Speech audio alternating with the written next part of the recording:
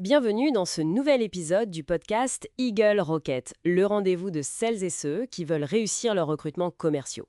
Ce podcast vous est offert par Eagle Rocket, le cabinet spécialisé dans le recrutement de profils commerciaux à fort potentiel. Aujourd'hui, on va parler d'un sujet crucial. Engager les managers dans le recrutement. Un défi souvent sous-estimé. Pourquoi c'est si important et en même temps si compliqué d'impliquer vraiment les managers? On sait tous que le recrutement, c'est stratégique, surtout en ce moment. Et les chiffres le montrent bien. On parle de coûts de désengagement énormes, presque 10 000 euros par an par salarié, sans compter ce turnover précoce, 22% des recrues qui partent dans les 45 jours. C'est énorme. Oui, c'est énorme. Et ce faible taux d'engagement général en France, autour de 7%, ça n'aide pas non plus. Donc l'idée aujourd'hui, c'est de creuser un peu tout ça. Comprendre pourquoi c'est difficile, quels sont les freins, et surtout comment on peut améliorer la collaboration entre RH et manager.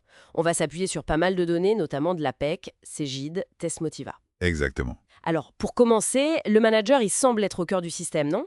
Quand on regarde les chiffres de l'APEC, 92% définissent le besoin, 84% mènent des entretiens, 85% participent au choix final. C'est un investissement en temps qui paraît colossal. Ah oui, sur le papier, c'est clair. Le manager, c'est celui qui connaît le job, le terrain, les vrais besoins opérationnels. Son implication, elle est logiquement déterminante pour la qualité du recrutement et même pour la rapidité du processus. Logiquement, oui. Le mettre de côté ou le consulter juste à la fin, c'est prendre le risque de passer à côté de l'essentiel et de faire des erreurs qui coûtent cher, humainement et financièrement. Mais alors, pourquoi cette réticence qu'on sent souvent sur le terrain? La première chose qui vient à l'esprit, c'est sans doute la charge de travail, non? C'est ça. La charge de travail, c'est le frein numéro 1, souvent.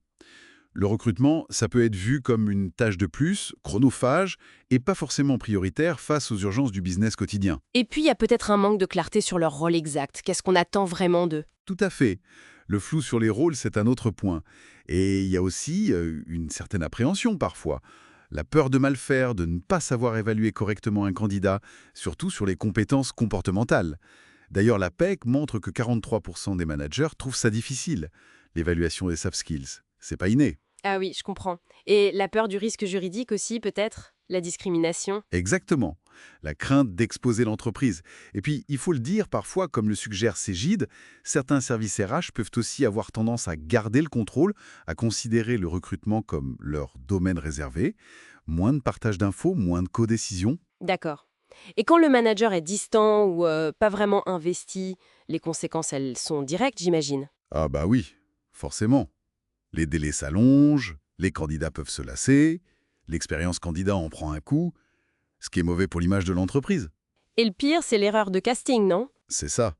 Le risque de mauvais match augmente considérablement. Et là, on retombe sur le turnover précoce. Ces fameux 22% qui partent vite. Et ça, c'est pas juste un coût financier pour relancer un recrutement. C'est aussi la désorganisation, la surcharge pour les types qui restent, le moral qui baisse. Ça a un impact large. Ouais, c'est lourd. Bon, alors, face à tout ça, comment on fait? Comment on inverse la tendance et on crée une vraie collaboration efficace? Quelles sont les pistes, les solutions concrètes? Alors, il y a plusieurs leviers. D'abord, la valorisation. Il faut vraiment positionner le recrutement comme un acte stratégique, un acte managérial important. Pas juste une tâche administrative RH. Ça veut dire reconnaître l'investissement du manager, lui donner les moyens. Donner les moyens, ça passe par quoi, Jacques? La formation, peut-être? Absolument. La formation, c'est essentiel. L'APEC dit que 76% des managers la jugeraient utile. Il faut les outiller sur les techniques d'entretien, l'évaluation objective, comment repérer les compétences comportementales, et aussi, très important, les former sur les biais cognitifs pour éviter les jugements rapides. Learns RH insiste beaucoup là-dessus. Et le cadre légal aussi, j'imagine. Bien sûr, le cadre légal pour éviter les risques. Ensuite, il faut clarifier les rôles. Qui fait quoi? Le brief de poste initial fait ensemble par le RH et le manager, c'est fondamental. D'accord. Valorisation, clarification, formation. Et les outils dans tout ça? Ouais, pour simplifier. Indispensable. Des outils performants, comme les ATS, les systèmes de suivi des candidatures, ça aide énormément. Ça fluidifie la communication, le partage d'infos, ça donne de la visibilité sur où on en est. Cegid le souligne bien. La transparence, donc. Oui, transparence à tous les niveaux. Le manager doit savoir pourquoi un candidat est écarté, où en est le processus, et transparence aussi à en voir le candidat sur la réalité du poste, comme le dit Testmotiva, pour éviter les déceptions. Et l'implication, dès le début. Crucial. Dès la définition du besoin. Et pourquoi pas même utiliser le réseau du manager pour trouver des candidats. C'est une collaboration active qu'il faut viser. Donc si on essaie de résumer un peu, le manager, c'est bien plus qu'un simple participant. C'est vraiment une pièce maîtresse. C'est la clé de voûte, oui. Pour que ça marche, il faut cette synergie-là.